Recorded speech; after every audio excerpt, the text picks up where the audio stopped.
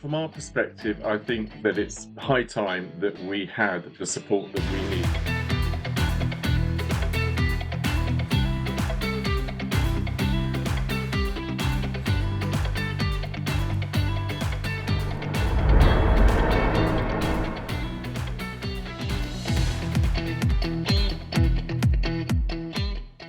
According to the EU Commission, it is estimated that 12.6 million tons of textile waste are generated each year in Europe.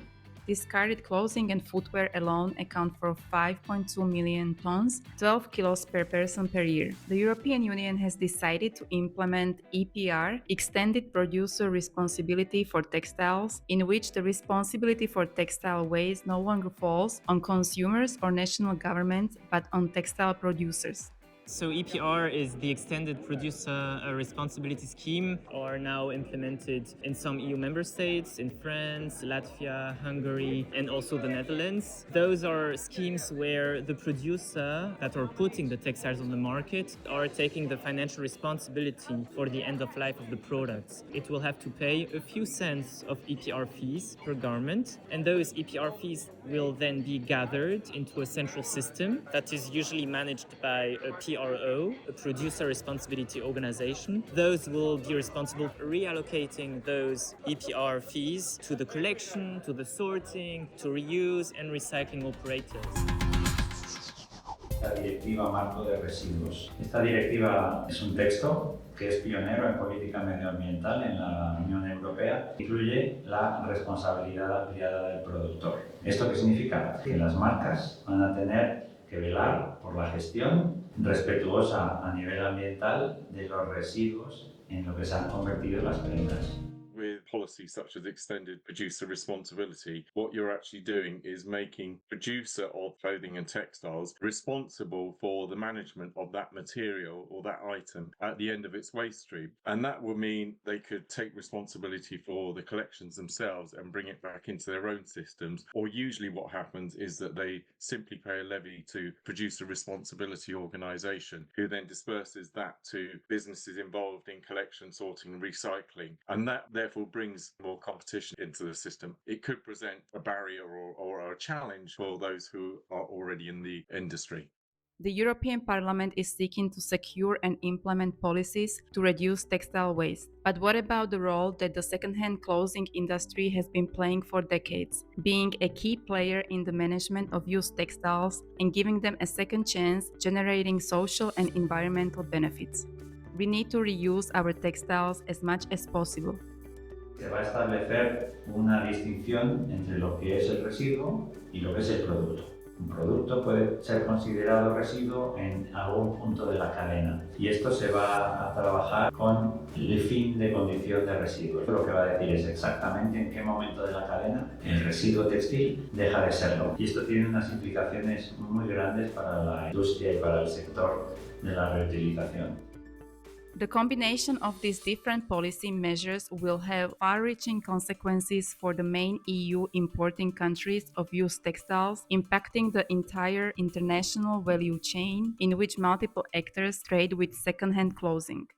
The essence of second-hand clothes industry is not always understood by policymakers. Sorting and selling of textiles are global processes. Research shows that most of the exported used clothing, around 95%, finds a buyer. The clothes that are reused creates local jobs, sustain small businesses, and provide affordable, good quality garments to people who need them most. To make the EU's textile vision truly circular, policymakers must ensure that the new rules protect reuse, not punish it.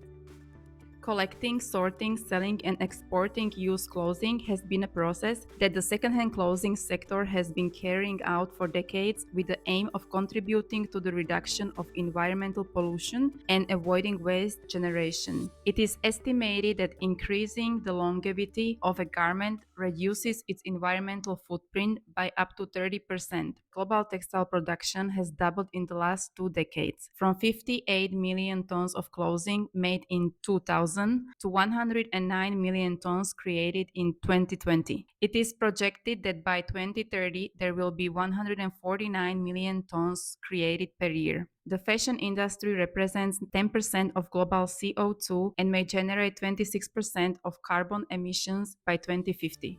So the European Union is taking bold steps to transform the textile industry, to make fashion more circular, reducing the waste, encouraging durability and closing the loop between production and reuse. The eco-design will make it mandatory for clothes to be designed for durability, repair and recyclability, tackling overproduction and waste at the source. However, behind these positive ambitions lies a growing risk, the potential to unintentionally undermine the second-hand clothing industry, one of the most effective proven systems we already have for extending the life of garments and reducing the environmental footprint. Europe's ambition to make fashion sustainable is both urgent and it's right, but the transition must be fair, smart and grounded. The post-consumer textile sector connects people and markets across continents, creates values where others see waste. Post-consumer textiles are not waste, it's the foundation of a sustainable future. I think that it's high time that we had the support that we need. So we've been able to rely on the value of the sale of used clothing has brought into the industry. And in doing so, we'll get about 60, maybe 70% good quality reusable clothing. And the remaining 30 to 40% is of a lower quality and therefore has to go for recycling. And that's something that we've been able to cope with. And therefore, we will need financial support to be able to collect, sort and process it. Policies such as extended producer responsibility can facilitate that, as can other policies such as minimum recycled content in new clothing, because that will drive up the demand for recycled content, which will obviously help with design for recycling, that kind of thing.